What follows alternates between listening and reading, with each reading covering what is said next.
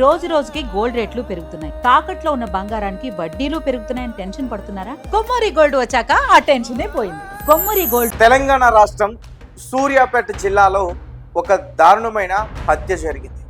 ఇప్పుడు రాష్ట్రం మొత్తం కూడా ఈ హత్య గురించే మాట్లాడుకుంటుంది. దీనికి కారణం ఏంటంటే 20 ఏళ్ల నాటి పగ ఇప్పుడు తీర్చుకునే ప్రయత్నం చేశారు కొంతమంది వ్యక్తులు. నిజంగా ఇటువంటి ఫ్యాక్షనిజం ఎక్కువగా రాయలసీమలో చూస్తాం. రాయలసీమను మించిన ఫ్యాక్షనిజం ఇప్పుడు సూర్యాపేటలో నడుస్తుంది. చింతలపాటి మధు రీసెంట్గా హత్యకు గురైన వ్యక్తి. అతను ఒక బీఆర్ఎస్ కార్యకర్త, ఒక నేత. అలాగే చింతలపాటి మధు యొక్క భార్య మౌనిక మాజీ సర్పంచ్ బీఆర్ఎస్ పార్టీ. అయితే ఈ హత్య యాల్కారం విలేజ్ దగ్గర జరిగింది. అసలు యాల్కారం విలేజ్ అంటేనే అక్కడున్న చుట్టుపక్కల గ్రామాలన్నీ కూడా భయపడుతున్నాయి. ఆ ఊర్లోకి వెళ్ళాలన్నా సరే వారికి భయం పడుతున్నాడు. ఇక యాల్కారం విలేజ్లో ఉన్న ప్రజలందరూ కూడా వేరే ఊర్లకు, సిటీలకు అందరూ కూడా వలస వెళ్ళిపోతున్నారు. దీని అంతటికి కూడా కారణం ఏంటంటే ఆ ఊరిలో ఉన్న ఫ్యాక్షన్. ఇంకా చెప్పాలంటే ఆ ఊరికి ఎవరైనా సర్పంచ్ అవ్వాల్సిందంటే అతను ఖచ్చితంగా సాహసం చేయాలి, ధైర్యవంతుడై ఉండాలి, చావు అంటే భయం లేని వ్యక్తి ఖచ్చితంగా అయి ఉండాలి. ఎందుకంటే 1985 నుంచి 2026 స్టిల్ ఈరోజు నిన్న జరిగిన హత్య వరకు కూడా అందరూ కూడా సర్పంచ్ అభ్యర్థులు, మాజీ సర్పంచ్లు వీరే ఎక్కువగా ప్రాణాలు కోల్పోయారు. దగ్గరగా 8 మంది. ఒకరిని హత్య చేస్తే వారిని హత్యకు కారణమైన మరొకరిని వారి ప్రత్యర్థులు హత్య చేయడం, మళ్ళీ వారి హత్యకు కారణమైన మరీ ప్రత్యర్థుల్ని వారిని హత్య చేయడం, ఇలా 8 మంది బలైపోయారు. టీడీపీ నాయకులు, కాంగ్రెస్ నాయకులు, బీఆర్ఎస్ నాయకులు. ఇప్పటివరకు కూడా సూర్యాపేట జిల్లాలో ఈ ఆల్కారం విలేజ్లో చాలా మంది కూడా బలైపోయారు. ఇక తాజాగా చింతలపాటి మధు హత్య విషయానికి వస్తే శుక్రవారం మార్నింగ్ ఆయన ఇంట్లో నుంచి వెళ్ళారు. సాయంత్రం 6 గంటల తర్వాత వారికి ఒక ఫోన్ వచ్చింది. మీ ఆయన మృతదేహం పలానా ప్రాంతంలో ఉంది, ఒకసారి కన్ఫర్మేషన్ చేసుకున్నట్టు కూడా పోలీసులు వాళ్ళ ఇంట్లో ఉన్న కుటుంబ సభ్యులకి ఫోన్ చేశారు. ముఖ్యంగా భార్య మాట్లాడి, అంటే యాల్కారం ఆ విలేజ్ శివర మూట కట్టి పడేశారు అతని మృతదేహాన్ని. అయితే ఆ రోజు అతను ఒక సిట్టింగ్కి వెళ్ళారట. సిట్టింగ్ అంటే ఒక దావత్ అని చెప్పొచ్చు. సో తాటిపాముల జానయ్య వారి ఇంట్లో వీరు దావత్ సెలబ్రేట్ చేసుకున్నారు, మంచిగా ఎంజాయ్ చేశారు, తాగారు. అక్కడ ఆయన హత్యకు గురయ్యారు. తర్వాత ఆయన్ని మూట కట్టి యాల్కారం విలేజ్ చివర పడేశారు. ఇదంతా కూడా నేను క్లియర్గా చెప్తా. ఒకసారి గత 25 సంవత్సరాల నుంచి కూడా సూర్యాపేటలో అసలు ఏం జరుగుతుందనే దాని గురించి క్లియర్గా చెప్తా. ఎందుకంటే ఇప్పుడు జరిగిన హత్యకి గతంలో జరిగిన హత్యలకు చాలా చాలా లింకులు ఉన్నాయి. సో యాల్కారం విలేజ్లో వర్గపోరు ఎక్కువ. ఒక వర్గం వారు ఇంకొక వర్గం వారికి పడదు. ఎప్పటి నుంచో కూడా అక్కడ గొడవలు జరుగుతూ ఉన్నాయి. 1980 టీడీపీ లీడర్ ఎల్లగందుల సిద్ధయ్య అనే వ్యక్తి దారుణమైన హత్యకి గురయ్యాడు.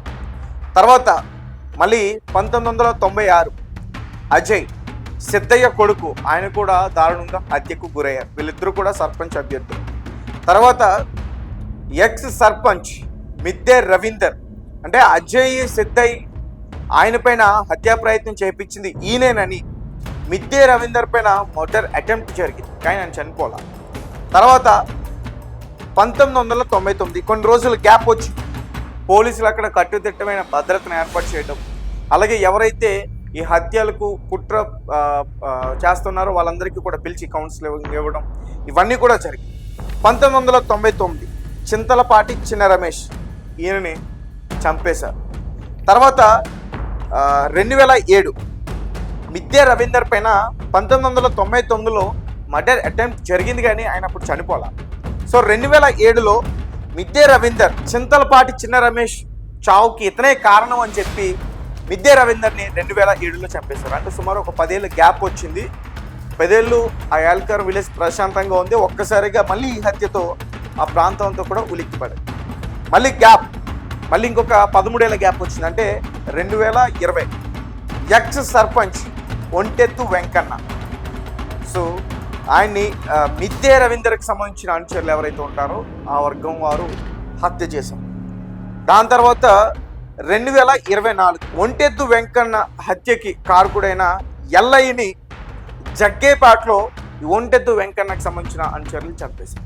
సో ఇప్పుడు రీసెంట్గా చింతలపాటి మధు ఈ వ్యక్తిని గతంలో 25 సంవత్సరాల క్రితం జరిగిన రవీందర్ హత్య కేసులో ఇతను నిందితుడిగా ఉన్నాడు అని చెప్పి రీసెంట్గా ఇతన్ని కూడా హతమార్చి చంపేశారు.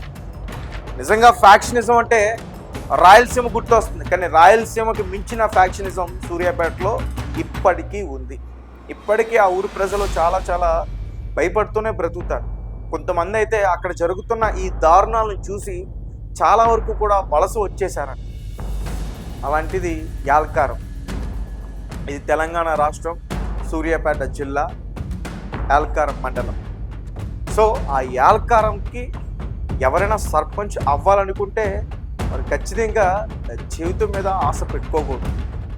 ఖచ్చితంగా చావుకు తెగించాలి, ధైర్యవంతుడయ్యే ఖచ్చితంగా ఉండాలి. ఎందుకంటే అక్కడ చనిపోతున్న ప్రతి పర్సన్ కూడా సర్పంచ్, ఎక్స్ సర్పంచ్, లేదంటే వారి ఇంట్లో ఇంకెవరైనా సర్పంచ్గా ఉంటే భార్య కానీ వాళ్ళ ఫ్యామిలీ మెంబర్లో ఎవరైనా సర్పంచ్గా ఉంటే వారి మాత్రమే ప్రాణాలు విడుస్తున్నారు. దీని అంతటికీ కూడా కారణం ఏంటంటే వర్గం పోరు. ఇక మధు విషయానికి వస్తే, చింతలపాడు మధు విషయానికి వస్తే చాలా దారుణంగా చంపేశారు. కత్తిపోట్లోనే దగ్గరగా 20 కత్తిపోట్లోనే అతని వట్టి పైన. సో చింతలపాటి మధు ఇంట్లో నుంచి మార్నింగ్ 10 ఆ టైం వరకు కూడా ఇంట్లో నుంచి బయటికి వెళ్ళారు. ఆయన తర్వాత 6:30 గంటలకి పోలీసులు ఫోన్ చేశారు, మీ హస్బెండ్ యొక్క మృతదేహం యాల్కారం చివర ఒక కాలువ దగ్గర పడి ఉంది, ఒకసారి ఆయనో కాదో నిర్ధారించుకునేందుకు మీరు రావాలని చెప్తే వాళ్ళ కుటుంబ సభ్యులు అక్కడికి వెళ్ళారు. వెళ్ళిన తర్వాత ఆ బాడీని చూసి ఒక్కసారిగా వారందరూ కూడా షాక్ అయ్యారు. కొన్ని విజువల్స్ అన్నీ కూడా బయటకు వచ్చాయి, వాళ్ళు ఏడుస్తున్న విజువల్స్ అవన్నీ కూడా ఆ బాడీని చూడగానే షాక్ అయ్యారు. అయితే పోలీసులు ఏం చెప్తున్నారంటే తాళగట్ల విలేజ్ ఏదైతే ఉందో అక్కడ తాటిపాముల జానయ్య అనే ఒక వ్యక్తి ఉన్నాడు, ఇతనికి సన్నిహితుడు. సో సరదాగా సిట్టింగ్ వేద్దామని చెప్పేసి అక్కడికి వెళ్ళిన ఆ వ్యక్తిని మిట్టే రవీందర్ ఆ వర్గానికి సంబంధించిన కొంతమంది వ్యక్తులు అక్కడికి వచ్చి హత్య చేసి ఉంటారని చెప్పి పోలీసులు అనుమానం వ్యక్తం చేస్తూ ఉన్నారు. ఇంకా నిర్ధారించలేదు, అనుమానం మాత్రమే వ్యక్తం చేస్తూ ఉన్నారు. ఎందుకంటే 25 సంవత్సరాల క్రితం ఇతను మిట్టే రవీందర్ హత్య కేసులో ప్రధాన నిందితుడిగా ఉన్నాడని చెప్పేసి ఇతను హత్య చేసి ఉంటారేమని చెప్పి వారు అనుకుంటున్నారు. ఏదేమైనప్పటికీ ఒక్క హత్యతో ఒక్కసారిగా తెలంగాణ రాష్ట్రం ఉలిక్కి పడింది.